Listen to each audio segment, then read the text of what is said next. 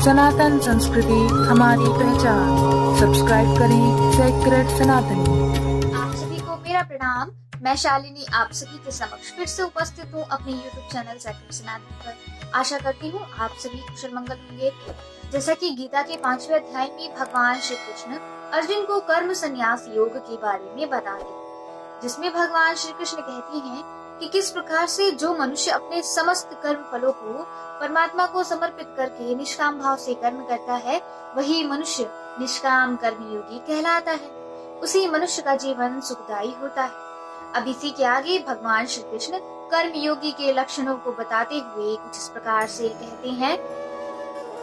कायेन मनसा बुद्ध्या केवलैर् इंद्रियैरपि योगिनः कर्म कुर्वन्ति संग त्यक्त्वात्मशुद्धये।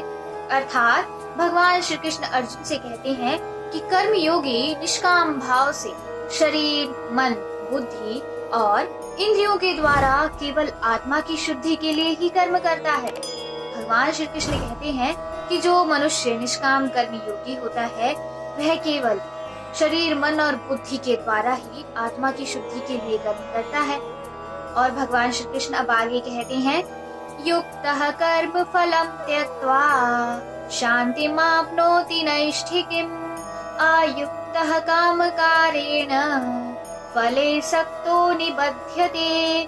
अर्थात कर्म योगी सभी कर्म के फलों का त्याग करके परम शांति को प्राप्त होता है, और जो योग में स्थित नहीं है वह कर्म फल को भोगने की इच्छा के कारण कर्म फल में आसक्त होकर बंध जाता है।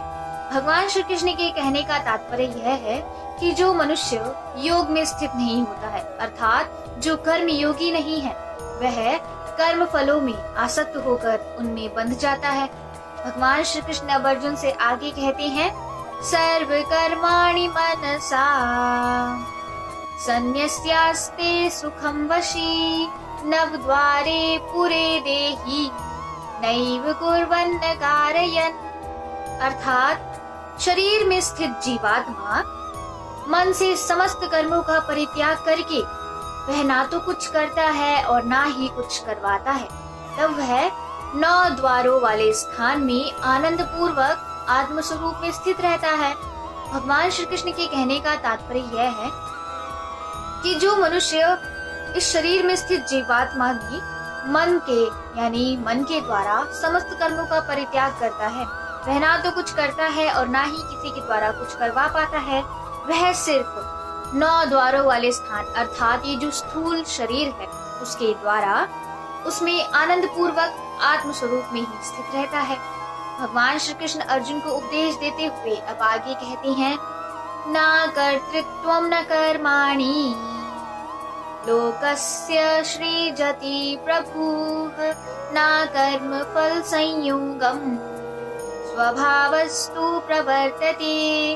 अर्थात भगवान श्री कृष्ण अर्जुन से कहते हैं कि शरीर में स्थित जीवात्मा देह का कर्ता ना होने के कारण इस लोक में उसके द्वारा ना तो कर्म उत्पन्न होते हैं और ना ही कर्म फलों से कोई संबंध रहता है, बल्कि यह सब प्रकृति के गुणों के द्वारा ही किए जाते हैं। भगवान श्री कृष्ण के द्वारा कहा जाता है कि किस प्रकार से प्रकृति के गुणों के द्वारा ही सभी कार्य संपन्न होते हैं। इसी के आगे भगवान श्री कृष्ण अर्जुन से कहते हैं, ना दत्ते कस्यचित् पापं न चैव सुकृतं विभुः अज्ञानेनावृतं ज्ञानं तेन मुह्यन्ति जन्तवः। अर्थात भगवान श्री कृष्ण अर्जुन से कहते हैं कि शरीर में स्थित परमात्मा ना तो किसी के पाप कर्म को और ना ही किसी के पुण्य कर्मों को ग्रहण करते हैं, किंतु जीवात्मा मोह से ग्रसित होने के कारण परमात्मा जीव के वास्तविक ज्ञान को आच्छादित करते रहते हैं। भगवान श्री कृष्ण के कहने का तात्पर्य यह है कि ये जो इस शरीर में परमात्मा है, यह ना तो किसी के पाप कर्मों को ग्रहण करती है और ना ही किसी के पुण्य कर्मों को ग्रहण करती है, किंतु ये जो जीवात्मा है यह मोह से ग्रस्त होने के कारण परमात्मा जीव के वास्तविक ज्ञान को हमेशा आच्छादित किए रहती है।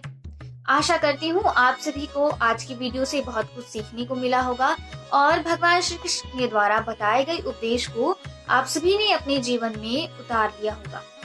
अत्यधिक जानकारी के लिए आप हमारे इंस्टा, ट्विटर और फेसबुक के पेज को फॉलो कर सकते हैं, जिसका लिंक आपको इस वीडियो के डिस्क्रिप्शन बॉक्स में मिल जाएगा। मिलेंगे अगली वीडियो में, तब तक अपना ख्याल रखिए और अपने परिवार वालों का भी ख्याल रखिए। जय श्री कृष्ण।